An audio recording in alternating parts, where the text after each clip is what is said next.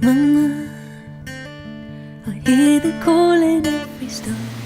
welcome. So I'm sitting here today with Layla Martin, who's the founder of the Sexy Revolution and the Obelisk course.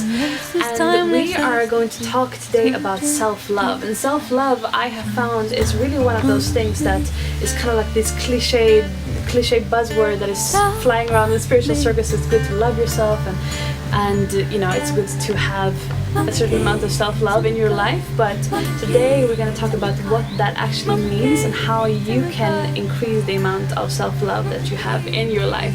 And I have found that self-love is so important, because whatever you do, if you're, say, practicing certain techniques in tantric sex or becoming better in different ways, if you don't have the foundation of self-love, then whatever you attempt is not gonna fly very high. So I'm very happy to have Layla here with me today for this. So Layla, what do you feel is the key to self-love for women? What I found the key to it is to approach it as a skill. So that means that if you're going to develop any skill, you have to do it every day.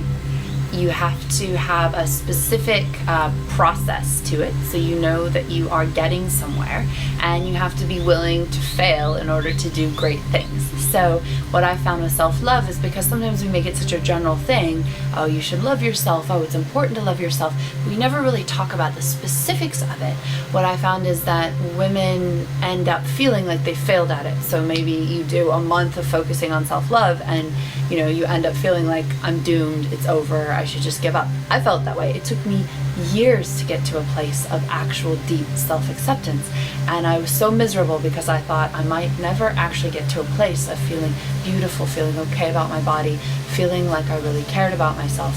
And what I realized is it's a gradual process. That it doesn't happen overnight. It's not like you do some magical tip or technique and then like overnight you wake up and you suddenly love yourself. You've cultivated a tremendous amount of rejection of your body, of who you are, of parts of your personality. It takes time to repair that relationship. So one of the biggest things I say is stick with it over and over again. Those little shifts every single day are going to turn into a whole lifetime shift eventually, but it's not going to just happen super easily. You have to focus on it, concentrate on it. So I recommend setting aside 5 minutes a day, 10 minutes a day, little reminders for yourself. Okay, I'm gonna do self-love right now.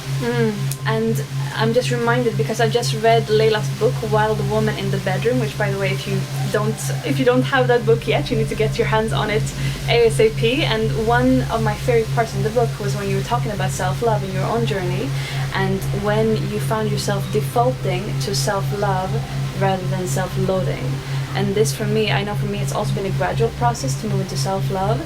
And one of the key moments of aha, I've actually, you know, arrived to a certain degree of self-love was when I found myself, you know, I made a mistake, and my default response was a loving response as opposed to self-bashing.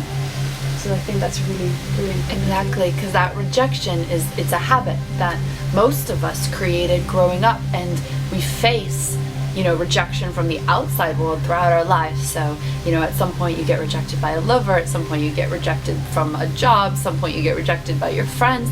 It happens over and over again, but because so many of us developed that sense of, oh, I got rejected on the outside, now I'm going to turn it inwards and just, eat away at myself. What happens is when you take the daily time to love yourself more and more and more, it's almost like that habit shifts. You have a reserve, and the next time you get a rejection from the environment, it can be like, oh, that still hurts a little bit, but like, damn, I'm fine. Like, it's you okay. Don't let it define you Exactly. overall in terms of your self-worth or who you are as a person.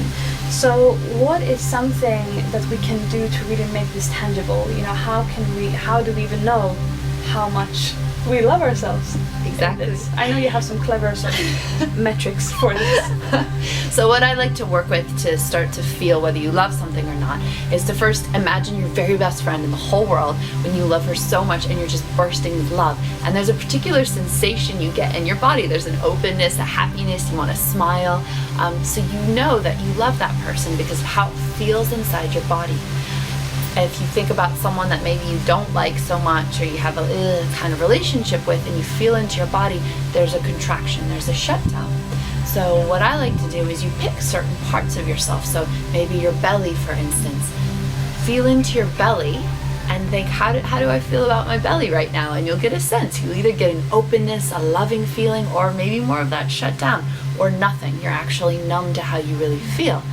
What you do then is you start to cultivate that feeling of love, acceptance, happiness inside your body, and start to build it into when you feel into your stomach feeling that sense. It's actually a state inside your body. And you can do that with all parts of yourself. You can do it with your face, you can do it with your breast, you can do it with your vagina, you can do it with your womb. And you'll encounter resistance to it. So it feels like, oh, that's such an easy practice. But what most of you will find is that when you go to actually do it, all of your shit's gonna come up, all of that stuff that's like, oh, actually, like, no, these breasts, like, they're not okay, they're too small, or they don't look good.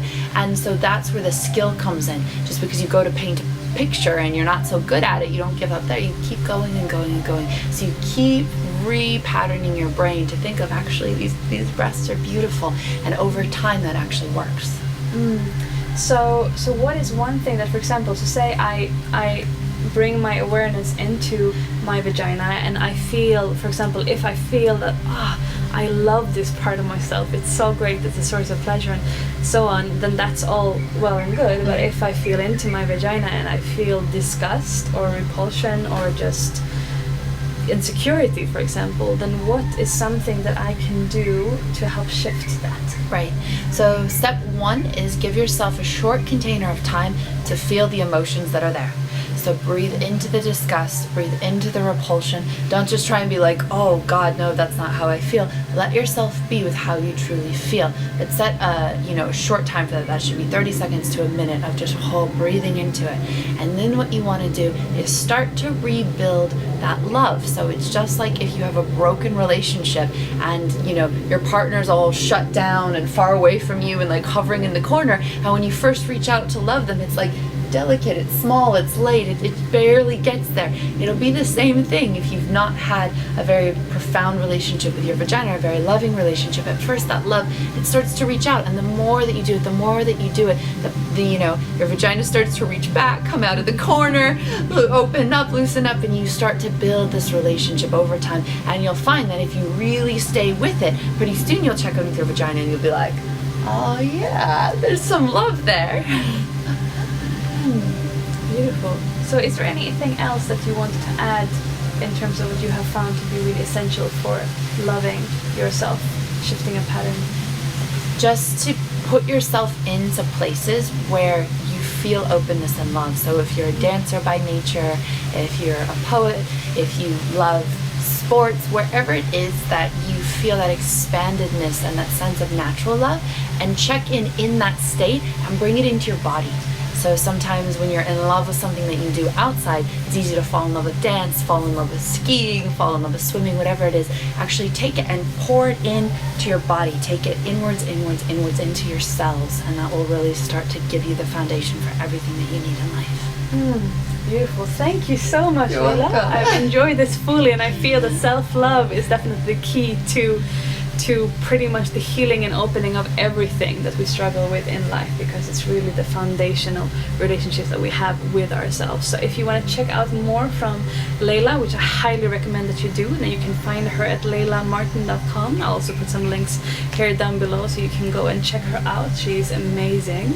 So thank you so much. Yeah. And so what we want from you is that you feel into what is the one biggest takeaway from this video that you feel that you can actually take action on and begin to bring into your life to increase your level of self-love. And also, if you have any other practices that you have found really helped you to cultivate a deeper sense of self-love, then please share it in a comment, because the more we share, the more we learn from each other, the more we can build this loving field of self-love. So thank you so much for watching, and I'll see you soon. Bye. Beautiful, yay! Hear the call in every stone you mention.